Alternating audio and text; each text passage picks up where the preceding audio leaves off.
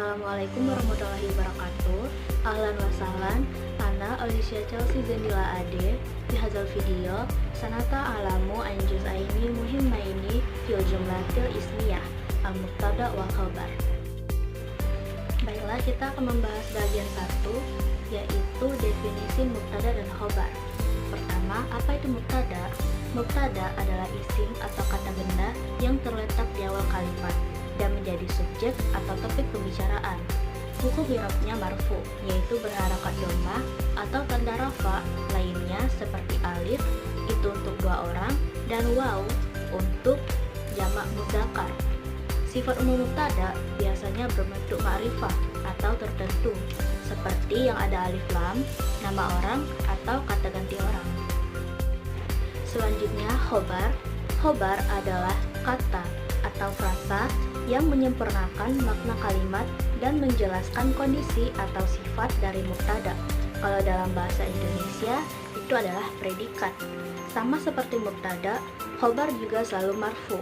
Sifat umum khobar biasanya berbentuk nakirah atau kata benda yang umum atau tidak tertentu atau tidak berawalan alif.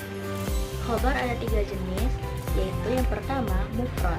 Mufrad itu adalah satu kata saja. Yang kedua jumlah, yaitu berbentuk kalimat. Yang terakhir adalah syibul jumlah atau berupa frasa.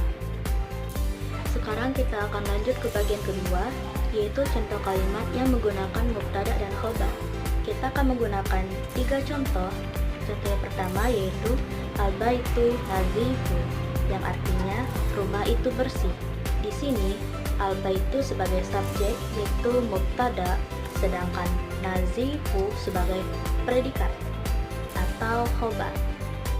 Kita lanjut ke contoh yang kedua, yaitu at-tholibatani jamilatani, yang artinya kedua siswi itu cantik. Di sini at-tholibatani sebagai subjek atau mubtada dan sedangkan jamilatani sebagai khobar atau predikat. Lanjut contoh yang ketiga, yaitu al-muallimuna fi al-fashli, artinya para guru ada di kelas. Di sini al-muallimuna sebagai mubtada yaitu subjek, sedangkan fi al-fashli sebagai khobar atau predikat. Baiklah, kita akan lanjut ke bagian 3, yaitu menganalisis struktur kalimat. Di sini saya akan menganalisis kalimat yang saya buat di bagian 2 tadi. Jadi, contoh kalimat yang pertama yaitu al-baitu nazifun, artinya rumah itu bersih. Mubtada pada kalimat ini adalah al-baitu, artinya rumah itu. Kata ini berbentuk isim ma'rifah karena alif lam di depannya dan dia berada di awal kalimat. Tanda i'rabnya adalah marfu dengan harokat dhammah di akhir huruf ta sehingga dibaca al-baitu. Khobarnya adalah nazifun, artinya bersih. Kata ini berbentuk isim nakirah karena tidak ada alif lam dan menunjukkan sifat yang umum. Khobar juga marfu sama seperti yang mubtada tadi, ini juga marfu, tandanya dhammah di akhir kata. Jadi susunannya adalah mubtada itu al-baitu sebagai subjek dan khobar nazifun sebagai predikat. Kita lanjut ke contoh yang kedua, yaitu at-tholibatani jamilatani, yang artinya kedua siswi itu cantik. Mubtada di sini adalah at-tholibatani, artinya 2 siswi itu. Kata ini berbentuk mutasanna atau 2 orang. Ciri khasnya adalah diakhiri dengan alif dan nun saat berstatus marfu. Jadi, tanda i'rab mubtada di sini adalah alif sebagai tanda rafa.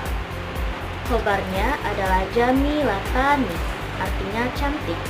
Karena khobar harus menyesuaikan mubtada, maka dia juga mutasanna atau 2 orang dan marfu dengan alif di akhir kata. Jadi strukturnya mubtada atau at-tholibatani sebagai subjek, sedangkan khobar jamilatani sebagai predikat.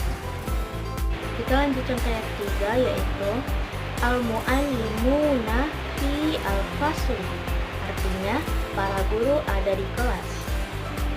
Mubtada di sini adalah al-muallimuna, artinya para guru. Kata ini berbentuk jamak muzakkar salim atau plural untuk laki-laki. Tanda i'rab marfu'nya adalah waw di akhir kata. Jadi dibaca al-muallimuna. Khobarnya adalah fi al-fasli, artinya di kelas. Nah, ini termasuk jenis khobar syibul jumlah, yaitu bukan satu kata tapi frasa.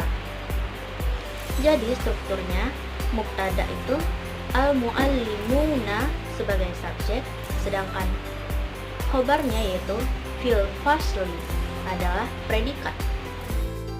Jazakumullah khairan atas tontonan kalian pada video ini. Hari ini kita belajar bahwa mubtada adalah isim yang marfu di awal kalimat, sedangkan khobar adalah yang menyempurnakan maknanya. Nah, dengan memahami keduanya, insya Allah kita bisa membuat kalimat nominal atau jumlah ismiyah dalam bahasa Arab yang benar. Terima kasih. Wassalamualaikum warahmatullahi wabarakatuh.